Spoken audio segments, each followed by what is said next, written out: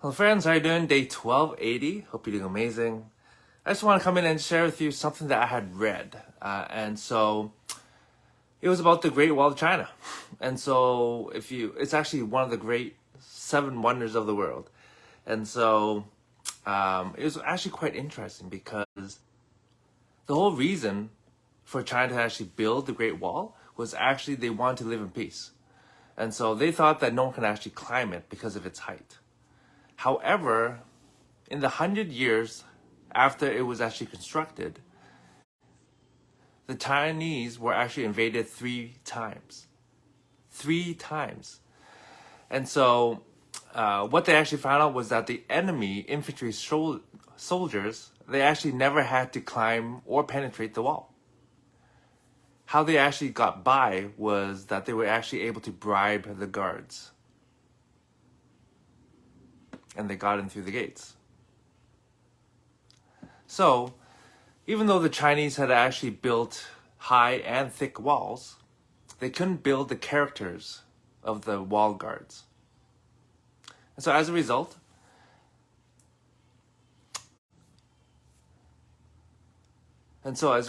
building human character is actually different and obviously very important.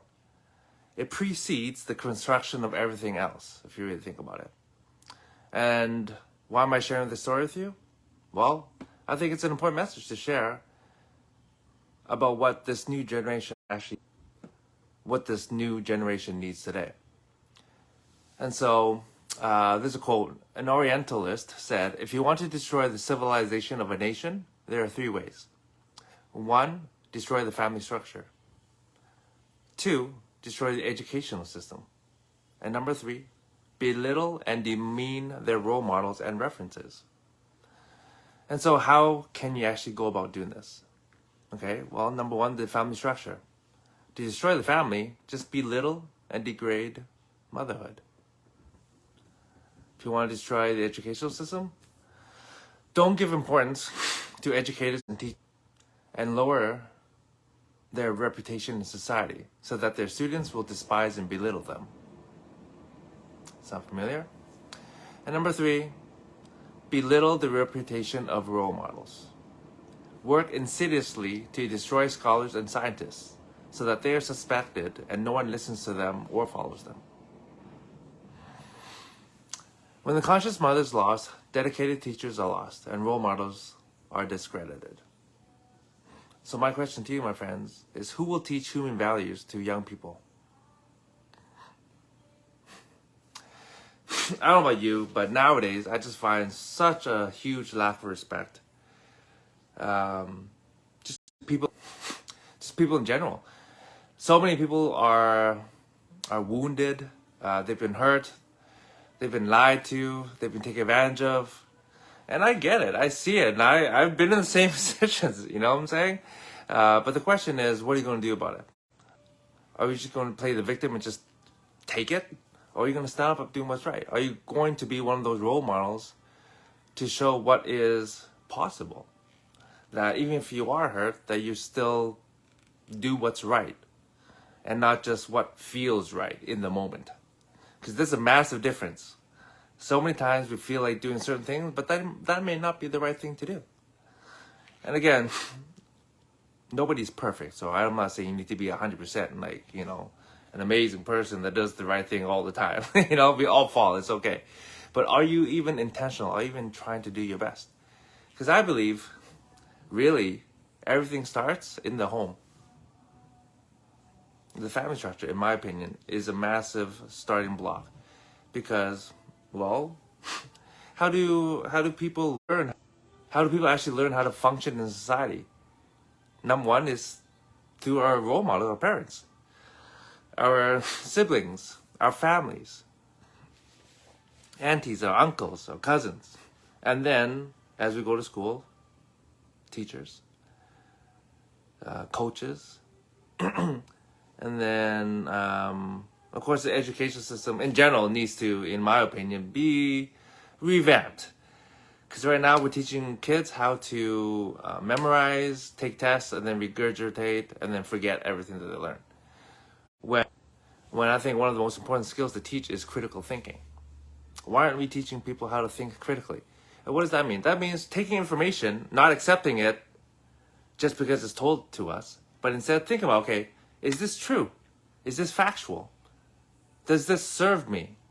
Does this serve others? Does this serve society? It's just simple questions that every time you get information, those are the questions you ask instead of, oh, I don't agree with this. I think you're an idiot. What? Just because you don't agree with something makes them an idiot? Like, why? Why not be curious instead of defensive? Why not ask questions to understand the other person's point of view? What if? Is it even a possibility that you might be wrong about something? Is it possible that whatever you've thought for the last how many decades could be wrong? Is that even a possibility in your mind? If it's not, oh my gosh, then you might be part of the problems, my friends. I'm not saying you are. I'm just saying you might be.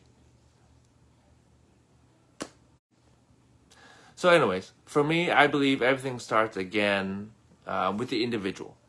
We have to be willing to take accountability. We have to be willing to take responsibility for stepping up and being a part of society. You know, so many times I think people, they want to hide and, you know, not take not be that leader, you know, and that role model that we desperately need our society to have.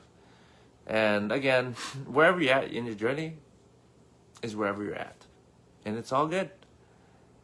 I've been on my journey of personal growth for many, many years. And so, you know, I get it. When I first started, man, I was afraid. I was scared. I definitely had a lot of character to build. I'm not the man today as I was 10 years ago, or even 20 years ago. I had a lot of growth to do. And so I'm not here trying to shame anybody or make anybody feel guilty. I'm just encouraging you to, you know, step up. And will you make mistakes? Heck yes. But that's a part of the process. That's a part of the character.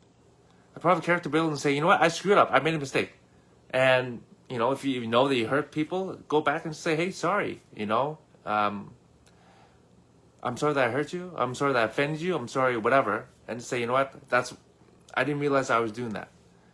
Or, you know what, I thought this. And I'm realizing that actually was not the truth. Or that was not serving or beneficial or whatever the case may be. And then from there, hopefully the other person will be, you know, open to forgiving or at least have a discussion.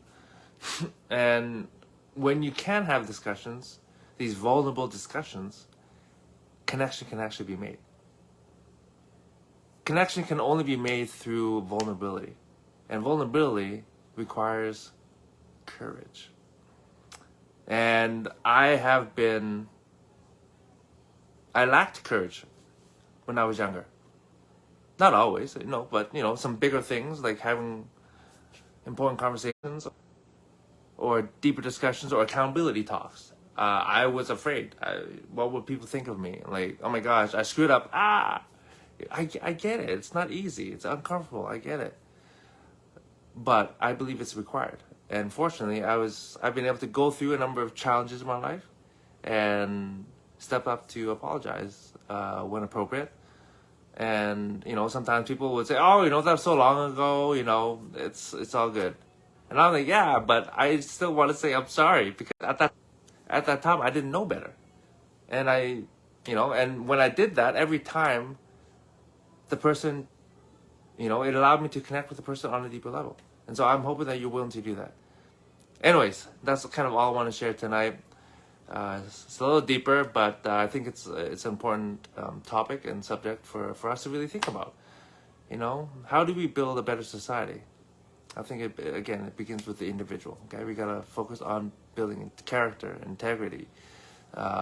People are willing to stand up and do what's right, and not something that just feels right in the moment. Okay, I love you all. I'll see you tomorrow.